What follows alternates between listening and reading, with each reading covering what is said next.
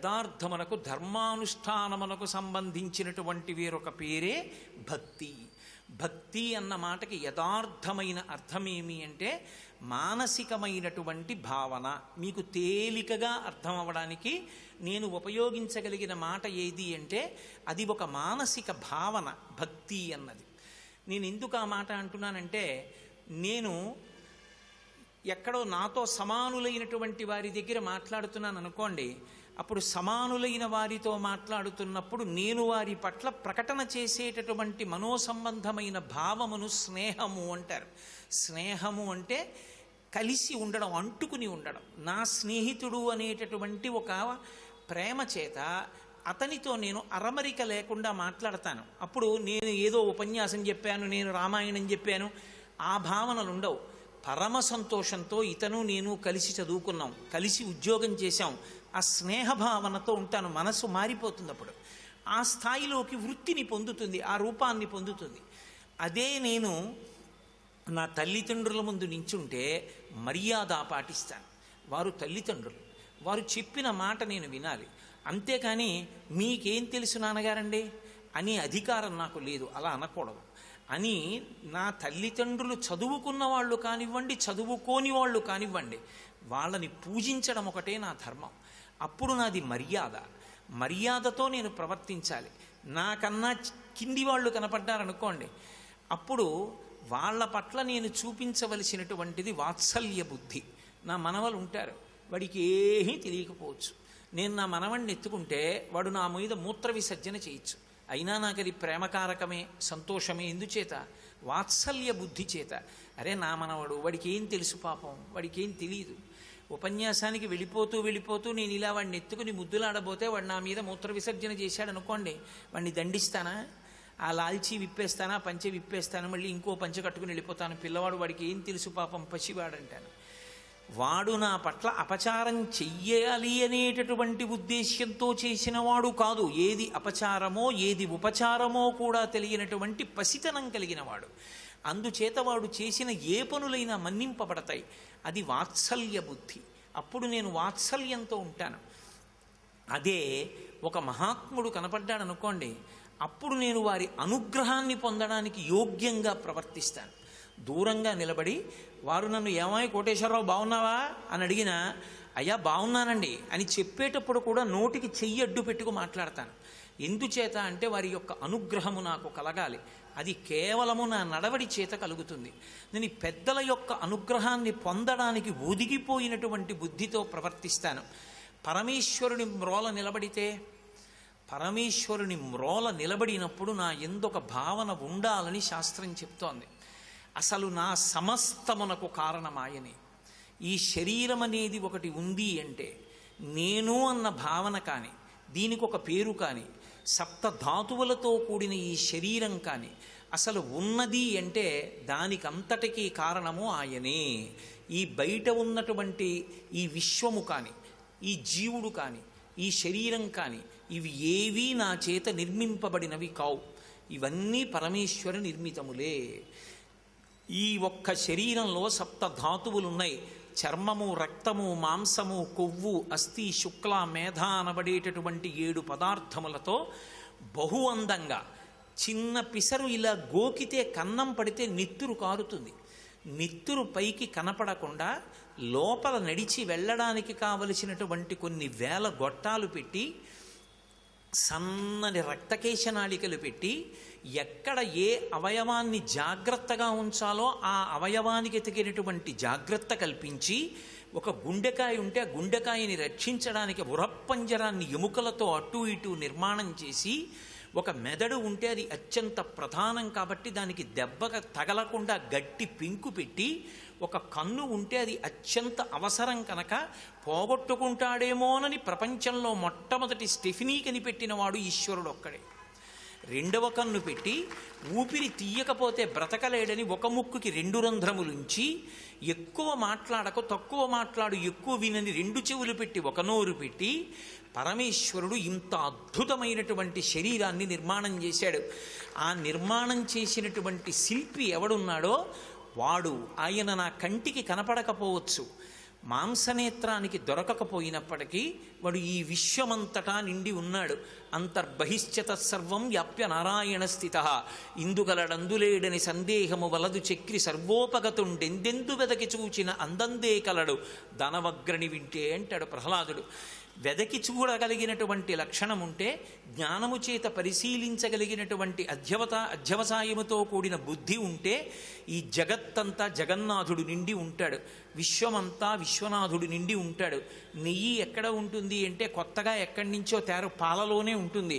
పాలలోనే ఉన్న నెయ్యి మాంసనేత్రం మనకు కనపడకపోయినప్పటికీ ఒక ప్రత్యేకమైనటువంటి పరిశ్రమ చేసి ఆ పాలని తెచ్చి కాచి తోడుపెట్టి కవ్వం దింపి చిలికి మజ్జిగ చేసి ఆ మజ్జిగలోంచి వెన్న పైకొచ్చిన తరువాత తీసి అగ్ని మీద తప్పం చేస్తే అందులోంచి నెయ్యి వచ్చినట్లుగా, పాలలోనే ఉన్న నెయ్యి కంటికి కనపడకపోయినా కొంత సాధన చేత నెయ్యి పైకొచ్చినట్టు, విశ్వమునందు నిండి ఉన్నటువంటి పరమాత్మ దర్శనము కావడానికి కొంత సాధన చేసిన యోగి ఎవరుంటాడో ఆయనకి మాత్రమే విశ్వమంతా నిండినటువంటి పరమేశ్వరుడు దర్శనమిస్తాడు తప్ప ఏ సాధన లేకుండా పరమేశ్వర దర్శనము కలగదు. విశ్వము విశ్వముగా కనపడుతుంది. కాబట్టి శంకర భగవత్పాదులు సౌందర్యలహరి చేస్తూ ఆ తల్లి మహామాయా విశ్వం భ్రమయసి పరబ్రహ్మ మహిషి అంటారు. మహామాయాస్వరూపిణి అయి నామరూపాత్మకమైనటువంటి జగత్తు మాత్రమే ప్రకాశించి కన్నులకు కనపడేటట్టుగా చేసి వ్యామోహముల చేత నింపి మళ్ళీ పునర్జన్మకు కారకురాలవుతోంది. ఎవడు భక్తి కలిగిన వాడో అటువంటి వాడికి మాయా అన్న అవనికని తొలగించి పరమశివుని యందు ఐక్యం చేస్తోంది. కాబట్టి భక్తి అన్న మాటకి ప్రధానమైన అర్థం ఏమి అంటే, నా సమస్తమునకు ఆయనే కారకుడు అయినప్పుడు నేను ఆయనకి ఇవ్వడానికి యథార్థమునకు నా వద్ద ఏమీ లేదు. నేను పరమేశ్వరుడికి ఇవ్వడానికి నా దగ్గర వస్తువు ఉండదు. ఇది గమనించడమే నివేదన అంటారు. నివేదన నైవేద్యము అన్న మాటలకు అర్థం పదార్థాన్ని తీసుకొచ్చి ఈశ్వరుడు తినడానికి పెట్టామని కాదు, బుద్ధి నివేదన జరుగుతూ ఉండాలి. నేను విజయవాడ వచ్చాను, ఎక్కడో కాకినాడలో ఉంటాను, ఇక్కడికి వచ్చా, రాత్రి 9:30 అయ్యేటప్పటికీ నాకు ఆకలిస్తుంది. ఎవరో ఏ దేవాలయంలోనో ఉన్నటువంటి అర్చక బృందం అయ్యో వీడు వచ్చాడని నాకు ఇంత పలహారం తెచ్చి పెట్టారు. నేను తొందరపడి కలియబడి తినకూడదు, నివేదన చేస్తాను. నివేదన అంటే ఈశ్వర ఎక్కడ కాకినాడ, ఎక్కడ విజయవాడ, ఇన్ని మైళ్ళు దాటి వచ్చాను, ఉపాధికి ఆకలి లక్షణం, కడుపు రగిలిపోతోంది, నాకెవరు తెలుసు, కానీ ఈశ్వర ఈయనకి ఇలా సాత్వికంగా పెడదామన్న బుద్ధి నువ్వు కొంతమందిలోకి ప్రవేశించి కల్పించి నా కొరకని శౌచం నిలబడేటట్టుగా పదార్థాన్ని నాకు అందేటట్టు చేశావా? నీకు నేను ఏమిచ్చి కృతజ్ఞత చెప్పను? ఈ పదార్థం నీ అనుగ్రహం, నాకు ఆకలి నీ అనుగ్రహం. ఆకలి వెయ్యకపోతే ఉపాధి నిలబడదు. పదార్థం అయిపోయింది, ఇందులో 1000 పదార్థాన్నని ఆకలి రూపంలో చెప్పినవాడు పరాత్పరుడే. వంట పొయ్యి లేకపోయినా, పదార్థాలు లేకపోయినా, పరమశౌచంతో పచనం చేసినటువంటి పదార్థాన్ని తెచ్చి తినమని నా ఎదట పెట్టినటువంటి వాడు పరమేశ్వరుడే. కాబట్టి ఈశ్వర మీకు నేనేమని కృతజ్ఞత చెప్పను, మీకు నా నమోవాక్కములు అన్న భావనతో తల వంచి నమస్కరించి పదార్థమును స్వీకరించుటకు నివేదన అని పేరు. ఆ నివేదనకు కొనసాగింపు సమస్త భోగముల యందు ఈశ్వరుడికి అర్పణం చెయ్యడం. అంతేకాని నివేదన అన్న మాటకు అర్థం ఈశ్వరుడు తినేస్తాడన్నది యథార్థమైతే అసలు మనం తినే పదార్థాన్ని ఈశ్వరుడికి నైవేద్యం పెట్టడం అన్న మాట రాదు. మీరు జాగ్రత్తగా గమనించండి. మీరు నాకు తెచ్చిపెట్టిన 2 చపాతీలు నేను ఈశ్వరుడికి నైవేద్యం పెడితే ఈశ్వరుడు తినేస్తాడు అన్నాను అనుకోండి, అప్పుడు నా క్షుత్తు ఎలా తీరుతుంది, నా ఆకలి? కాబట్టి అప్పుడు నైవేద్యం అన్న మాట రాదు. నిజంగా ఈశ్వరుడు నైవేద్యం పెడితే తినేసేవాడైతే ఈశ్వరుడు చాలా పైశాచిక హృదయం ఉన్నవాడవుతాడు. యువతలవాడు ఆకలితో ఉన్న అనవసరం, పెట్టాడు కాబట్టి తినేశాను అని. ఈశ్వరుడు పెడితే తినేసేవాడు కాడు, పెడితే తినవలసిన అవసరం ఉన్నవాడు కాడు. అన్నీ పెట్టినవాడే ఆయన. ఆయనకి ఇవ్వడానికి మన వద్ద ఏమీ ఉండదు. నిజానికి ఈ శరీరాన్ని నిర్మించినవాడు ఆయన, ఈ విశ్వాన్ని నిర్మించినవాడు ఆయన. మొక్కలోంచి ఒక మొగ్గ పుట్టేటట్టు నేను చేయగలనా? ఒక మొగ్గ పువ్వుగా మారినప్పుడు అందులోంచి సువాసన వచ్చేట్టు నేను చేయగలనా? పువ్వు పిండెగా మారేట్టు నేను చేయగలనా? పిండె పండైపోయిన తర్వాత రంగు మారి లోపల ఉన్న గుజ్జు ద్రవరూపాన్ని పొంది తీయగా మారిపోయేటట్టు నేను చేయగలనా? ఒకే భూమిలో అక్కడ కుంకుడు గింజ ఇక్కడ మామిడి టెంక పెడితే అక్కడ పుట్టిన చెట్టు చేదుగా ఉండేటట్టు, ఇక్కడ పుట్టిన పండు తీయగా ఉండేటట్టు, ఆ కొమ్మలు ఈ కొమ్మలు కలిసిపోయినా ఏ కొమ్మకు ఉండవలసినటువంటి ధర్మం ఆ కొమ్మకే ఉండేటట్టుగా సృష్టిని శాసనం చేసినటువంటి పరాత్పరుడికి నేను ఏమిచ్చి రుణం తీర్చుకోగలను? కాబట్టి ఈశ్వరుడు అన్న మాటతో అనుబంధం ఏర్పరచుకుంటే ఆ అనుబంధమునకు భక్తి అని పేరు. ఆ అనుబంధము దృఢతరమైనదనుకోండి, అది నిరంతరము మనసులో నిలబడుతూ ఉంటుంది, కదులుతూ ఉంటుంది. అసలు కదలకుండా ఉండడానికి అవకాశం ఉండదు. అసలు నాకు నా కొడుకు మీద చాలా విపరీతమైన ప్రేమ ఉందనుకోండి, నేను ఏం చేస్తున్నా నాకు నా కొడుకు జ్ఞాపకానికి వస్తాడు. ఓ విజయవాడ ఇక్కడే నా కొడుకు 1 సంవత్సరం లాంగ్ టర్మ్ కోచింగ్ తీసుకున్నాడు, అదిగో అక్కడెక్కడో స్కూల్లో చదువుకున్నాడు, అక్కడ ఉండేవాడు, వాడు ఇక్కడ ఉన్నప్పుడు కనకదుర్గమ్మని సేవిస్తూ ఉండేవాడు ప్రతి 15 రోజులకి వెళ్ళి అని నాకు ఈ ఊరు వస్తే గుర్తొస్తుంది. ఏదో ఇంకో ఊరెడితే నా కొడుకు ఇంకొక అనుబంధంతో గుర్తొస్తాడు. ఒకవేళ ఊరితో అనుబంధం లేకపోయినా నా కొడుకు ఎలా ఉన్నాడో అని జ్ఞాపకానికి వస్తాడు. నేను మధుర పదార్థం తినే ముందు పాపం వాడికి ఇస్తే వాడు ఎంత సంతోషించేవాడో, వాడికి ఇష్టం ఇది అని గుర్తొస్తాడు. వాడికి ఇష్టం లేకపోతే నీ తింటాను కానీ మా అబ్బాయి తినడండి అని గుర్తొస్తాడు. ప్రీతి ఉన్నది నిజమైతే నీ కొడుకు నీకు జ్ఞాపకానికి రాకుండా ఉండడం ఎలా సాధ్యం కాదో, ఈ సమస్త సృష్టి స్థితి లయములు చేస్తున్నటువంటి పరమేశ్వరుని యొక్క వైభవము అర్థమైన నాడు పరమేశ్వరుణ్ణి స్మరించకుండా ఉండలేడు. ఆ పరమేశ్వరుణ్ణి స్మరించకుండా ఉండలేక కొనసాగినటువంటి తలపులు ఏ ఉన్నాయో దానికి భక్తి అని పేరు. ప్రయత్నపూర్వకంగా ఎంతో కష్టపడి పూజ గదిలో కూర్చున్నప్పుడు ఓ అగరత్తు వాసన చూపించడానికి భగవంతుణ్ణి తీసుకొచ్చి నిలబెట్టుకోవడానికి చేసేటటువంటి ప్రయత్నము చేత కలిగినటువంటి భక్తి సామాన్యమైన భక్తి ఏమో కానీ అసలు తన ప్రమేయం లేకుండా ఎప్పుడు జ్ఞాపకానికి వస్తున్నాడు అనుకోండి, ఆ భక్తి దృఢతరమైపోయిందని గుర్తు. ప్రహ్లాదుడికి భగవంతుడు జ్ఞాపకం రాని సమయం ఉండేది కాదు. పానీయంబులు త్రాగుచున్ కుడుచుచున్ భాషించుచున్ హాసలీలా నిద్రాదులు చేయుచున్ తిరుగుచున్ లక్షించుచున్ సంతత శ్రీనారాయణ పాద పద్మయుగళీ చింతామృతాస్వాద సంధానుండై మరచన్ సురారిసుతుడే తద్విశ్యమున్ భూవరా అన్నారు పోతన గారు. పానీయంబులు త్రాగుచున్, నీళ్లు తాగుతుంటే ప్రహ్లాదుడికి జ్ఞాపకం వస్తుండేవట పరమేశ్వరుడు. ఎందుకని? నీటిలో ఉండేది హైడ్రోజన్ ఆక్సిజన్ ఉంటాయి. హైడ్రోజన్గా అగ్నిని ప్రేరేపిస్తుంది, ఆక్సిజన్గా అగ్నిని ప్రేరేపిస్తుంది. హైడ్రోజన్ 2 పాళ్ళు ఆక్సిజన్ 1 పాళ్ళు కలిస్తే నీటిగా మారి అగ్నిని చల్లారుస్తోంది. అలా చల్లార్చగలిగినటువంటి నీటిని సృష్టించినవాడు ఈశ్వరుడే. ఇందులో నీరైపోతోందనేటటువంటి భావనని దాహంగా చెప్పినవాడు పరమేశ్వరుడే. ఇందులోకి నీళ్లు పోసినప్పుడు ఇది నిండిపోయింది, ఇంకా నీళ్లు పొయ్యకు కడుపు నిండిందని త్రేణుపు రూపంలో చెప్పినవాడు పరమేశ్వరుడే. ఈ నీరు లోపలికెళ్ళింది, శరీరం ఉపయోగించుకోగా మలినమైపోయిన దాన్ని మళ్ళీ కిందకి వెళ్ళడానికి మూత్రపిండముల ద్వారా శరీరానికి అందించి కల్మష జలాల్ని విడిచిపెట్టే ప్రక్రియను ఏర్పాటు చేసినవాడు పరాత్పరుడే. సంవరణీ కండరములు సరళిపోయి తనంత తానుగా లోపల ఉండిపోయినటువంటి మలమూత్రములు దేహం నుండి తేలికగా బయటికి బ్రహ్మాండములోకి వెళ్ళిపోయేటట్టుగా ఏర్పాటు చేసినవాడు పరమేశ్వరుడే. ఈశ్వర, మీరు లేని నాడు బయట ఉన్నవన్నీ తెలుసుకుంటానేమో, అసలు ఈ పిండాండంలో నీళ్ళు అయిపోయాయని నాకు ఎలా తెలుస్తుంది? ఇందులో పదార్థం అయిపోయింది, ఇది నీరసపడిపోతోందని నాకు ఎలా తెలుస్తుంది? అందుకని ఆకలిని సృజించారా? అందుకని దాహం పెట్టారా? అందుకు నీళ్లు పెట్టారా? ఏమీ అద్భుతం అని ప్రహ్లాదుడు పొంగిపోయాడు. భక్తి ఉన్న చోట ఈశ్వరుణ్ణి స్మరించడానికి ఒక ప్రత్యేకమైన సందర్భం అక్కర్లేదు. ప్రతి చోట పరమేశ్వరుడు జ్ఞాపకానికి వస్తూనే ఉంటాడు. అలా జ్ఞాపకానికి రాగలిగినటువంటి నిరంతరమైనటువంటి స్మరణల యొక్క వలయానికి, ఆ దండకే భక్తి అని పేరు. అది ఎంత దృఢతరమైపోతే అంత తొందరగా పరమేశ్వరుని యందు ఐక్యమవుతాడు. మీరొక్కటి జ్ఞాపకం పెట్టుకోవాలి, భక్తి ఎప్పుడు ద్వైతమునందే ప్రారంభమవుతుంది. ఈశ్వరుడు ఒకడు, నేనొకడు అన్న భావనతోనే ప్రారంభమవుతుంది.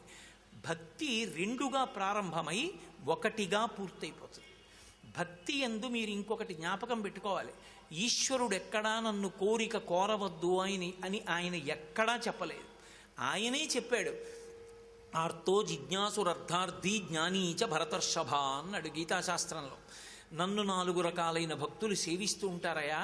ఆర్తులు సేవిస్తారు, జిజ్ఞాసువులు సేవిస్తారు, అర్థార్థి, డబ్బు కావలసిన వాళ్ళు సేవిస్తారు. జ్ఞానీచ భరతర్షభ, జ్ఞానం కావాలనుకున్న వాళ్ళు నా కాళ్లే పట్టుకుంటారన్నాడు. కోరికతో భగవంతుడి కాళ్ళు పట్టుకోవడం తప్పని పరమేశ్వరుడు చెప్పలేదు. కానీ బ్రతికున్నంతకాలం భగవంతుని యొక్క పాదములు పట్టుకోవడం, భగవంతుణ్ణి స్మరించడం కేవలం కోరికలతో అవడం మాత్రమే పొరపాటు. తండ్రి గారి కాళ్ళు పట్టి, నాన్నగారండి రేపు నేను ఏదో పని మీద వెళ్ళవలసింది, 1,000 రూపాయలు మీ నాన్నగారు డబ్బులు ఇస్తారా అని అడగడం తప్పు కాదు.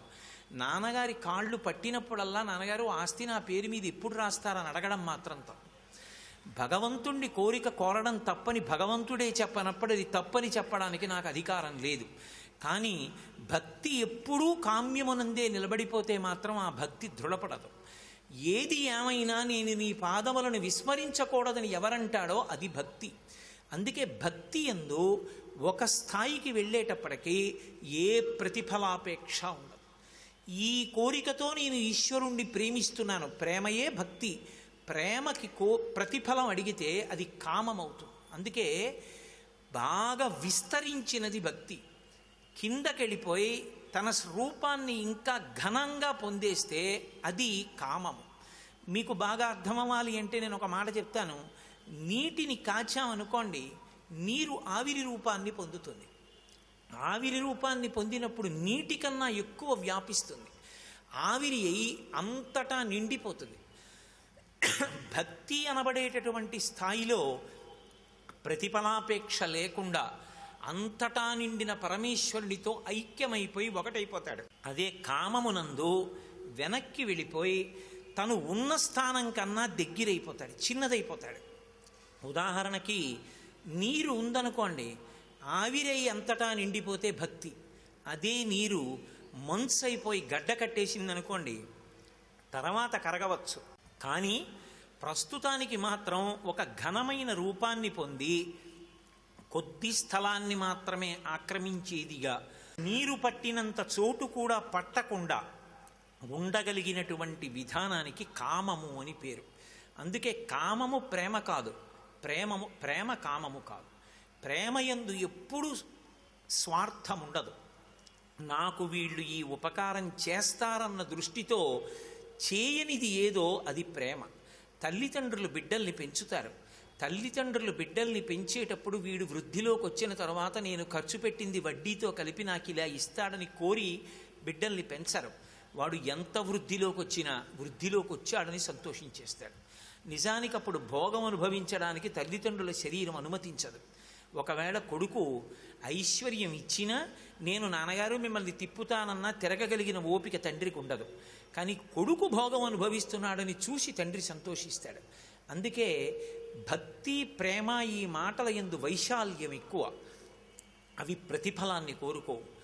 కామమునందు అలా కాదు, ప్రతీకార బుద్ధి ఉంటుంది. నాకు మాత్రమే చెందాలి, నాకు చెందని నాడు అది వేరొకరికి చెందడానికి వీలు లేదు. కామము అన్న మాట దగ్గర ప్రేమ అన్న మాట ఎప్పుడు వాడడం మొదలు పెట్టామో అప్పుడే జాతి వైక్లభ్యానికి గురైంది. ప్రేమ అని ఇవాళ పిలవబడుతున్నది ప్రేమ కాదు, కామము. కామాన్ని కామంగా చెప్పాలి, ప్రేమని ప్రేమగా చెప్పాలి. భగవంతుని యందు ఉండేటటువంటి నిష్కళంకమైన నిష్కామమైన ప్రేమకు పరమభక్తి అని పేరు. దాని యందు ఏ కోరిక ఉండదు. ఇందులో ఉన్నాడనబడేటటువంటి విశ్వాసము ప్రధానమై ఉంటుంది. ఉన్నాడు అనడానికి, ఆయన్ని తీసుకొచ్చి నీకు పరిచయం చేయడానికి నేను చెయ్యి పెట్టి తీసుకురావడం కుదరదు. ఒకవేళ నేను తీసుకురాగలిగిన వాడనైనా ఆ ఉపాధి యందు చూడగలిగిన అదృష్టము, చూడగలిగిన శక్తి లేనప్పుడు చూడడం కూడా సాధ్యం కాదు. అందుకే భగవద్ దర్శనమునకు ఏది హేతువు అంటే కేవలము భక్తి మాత్రమే. అసలు సనాతన ధర్మ వైభవం అంతా అక్కడే ఉంది. అవతారము అని ఒక మాట. అవతారము అన్న మాటకు అర్థం ఏమిటంటే తార అంటే ఈ కంటితో చూడడానికి వీలు లేనంత ఎత్తులో ఉండి మీరు చూసినా యథార్థ స్వరూపం కనపడకుండా ఇంకొకలా కనపడితే తార అంటారు. తార స్వయం ప్రకాశకమై భూమి కన్నా కొన్ని వేల రెట్లు పెద్దదై ఉంటుంది. కానీ నేను నా మాంసనేత్రంతో చూస్తే తళుక్కు తళుక్కుమంటూ ఏదో నల్లపూసంత ఉన్నట్టు ఉంటుంది. కానీ నా కంటి చేత చూసినప్పుడు దాని యథార్థ స్వరూపము ఏది అవగతము కాదో అది కిందకి దిగి వచ్చి నా కంటితేచ చూడబడడానికి యోగ్యమైనటువంటి రూపాన్ని పొందితే దాన్ని అవతార అంటారు. తారకి వ్యతిరేక పదం అవతార. పరమేశ్వరుడు అంతా నిండిపోయి ఉంటాడు. సహస్ర శీర్షా పురుష సహస్రాక్ష సహస్రపాత్ సభూమిం విశ్వతో వృత్వా అత్యతిష్టదశాంగుళం. ఈ బ్రహ్మాండములు ఎంతవరకు ఉన్నాయో అంతకన్నా 10 అంగుళములు పై వరకు విస్తరించినటువంటి పరమాత్మ తనని ఒక రూపంతో చూడకుండా ఉండలేనని భగవంతుణ్ణి ప్రార్థన చేసి మొరలు పెట్టుకున్నటువంటి భక్తుని యొక్క కోర్కెను ఈడేర్చడం ప్రధానమైన లక్ష్యంగా మనసులో పెట్టుకుని భూమి మీదకి దిగి వచ్చి ఒక రూపాన్ని పొందితే అటువంటి రూపానికి అవతారము అని పేరు. అందుకని భగవంతుడు కూడా నేను ఎందుకు కిందికి దిగి వస్తాను అంటే పరిత్రాణాయ సాధూనాం వినాశాయ చ దుష్కృతాం ధర్మ సంస్థాపనార్థాయ సంభవామి యుగే యుగే అన్నాడు. ఈశ్వరుడు కూడా అవతారం ఎందుకు స్వీకరిస్తాడు అంటే కేవలము రాక్షస సంహారము ప్రథమ ప్రయోజనం కాదు. ఎవరు తనని విడిచిపెట్టి ఉండలేను, తనని తన మాంసనేత్రంతో చూడాలని కోరుకుంటున్నారో వాళ్ళ కోసం పరమేశ్వరుడు ఒక రూపాన్ని పొంది కిందకి దిగి వచ్చి మాంసనేత్రము చేత చూడడానికి యోగ్యమైన రీతిలో కదులుతాడో అలా తీసుకొచ్చినటువంటి భాగవతులు ఎవరున్నారో వాళ్ళ యొక్క చరిత్ర భగవంతుని యొక్క అవతారమునందు అభేద స్థితిని పొందుతుంది. భగవంతుడు నరసింహావతారంగా వస్తే నరసింహావతారం చెప్పేటప్పుడు ప్రహ్లాదుని చెప్పకుండా చెప్పడం సాధ్యం కాదు. ఎందుకంటే ప్రహ్లాదుని కొరకే నరసింహావతారం వచ్చింది. భక్తి యొక్క వైభవము అంత గొప్పగా ఉంటుంది. భక్తి ఎంత దూరం వెళ్ళిపోతుంది అంటే భగవంతుణ్ణి కూడా శాసించి కిందకు తేగలదు. భగవంతుణ్ణి శాసించగలిగిన వాడు వేరొకడు ఉండడు. భగవంతుడొక్కడే శాసకుడు. అందుకే వేదమునకు శాసనమని పేరు. శాసనము చెయ్యగలిగిన పరమాత్మ, చూపుడు వేలిలా చూపించగలిగిన పరమాత్మ, సమస్త బ్రహ్మాండములను సృజించగలిగినటువంటి వాడు, నిలబెట్టగలిగిన వాడు, లయం చెయ్యగలిగిన వాడు, ఎవ్వడు సృజించు ప్రాణుల ఎవ్వడు రక్షించు త్రుంచు ఎవ్వడనంతుండెవ్వడు విభుడెవ్వడు వాడి విధమున మనుచు బెనుచు హేలారతుడై అంటారు పోతన గారు. ఈ సమస్త బ్రహ్మాండములను సృజించి నిలబెట్టి లయం చెయ్యగలిగినటువంటి దక్షత కలిగినటువంటి పరమాత్మ, అటువంటి వాడు కూడా భక్తుడైనటువంటి వాడు చెప్పినటువంటి మాటకి కట్టుబడిపోతాడు. కట్టుబడిపోయి కిందకి దిగొచ్చేస్తాడు. ఎంత కిందకి దిగొస్తాడని అడిగారు. మనం ఊహించడం శక్యం కాదు. అది దేని వలన సాధ్యము అంటే కేవలము భక్తి వలన మాత్రమే సాధ్యం. అందుకే సనాతన ధర్మమునందు అత్యంత ప్రధానమైనదేది అంటే భక్తి మాత్రమే. భాగవతుల చరిత్రలు ఎక్కడున్నాయో వాటి గురించి ఒక మాట చెప్తారు. తన నడవడిని తాను నియంత్రించుకోలేకపోతే, తన మనసులోకి ఎప్పుడు దుష్టమైన అభిప్రాయములు వస్తూ ఉంటే భాగవతుల చరిత్ర వ్రాయమంటారు. అందుకే భాగవతుల చరిత్ర తీసి వ్రాయడం మొదలు పెడితే మనసులో బాగా స్థిరంగా ఊంచుకుంటుంది. ఊంచుకుంటే అరిషడ్వర్గముల నుంచి బయటికి రావడం చాలా తేలికైపోతుంది. అందుకే మీరు చూడండి, అసలు సనాతన ధర్మము యొక్క గొప్పతనం అంతా ఎక్కడ ప్రకాశిస్తుంది అంటే కేవలము భాగవతుల వలన మాత్రమే ప్రకాశిస్తూ ఉంటుంది. భగవంతుణ్ణి కూడా వాళ్ళు అంత కిందకి దింపేస్తారు. అది రకరకాల భావనలతో దింపుతారు. జ్ఞానులచే, మౌనులచే, యోగులచే, ధ్యాన సంవిధానుల చేతన్ పూని నిబద్ధుండగునే శ్రీనాథుడు భక్తియుతుల చేతన్ పోలన్ అంటారు పోతన గారు భాగవతంలో. భక్తియుతుల చేత పరమేశ్వరుడు శాసింపబడినట్లుగా ఇతరుల చేత పరమేశ్వరుడు శాసింపబడడు. సర్వం శ్రీ ఉమామహేశ్వర పరబ్రహ్మార్పణమస్తు.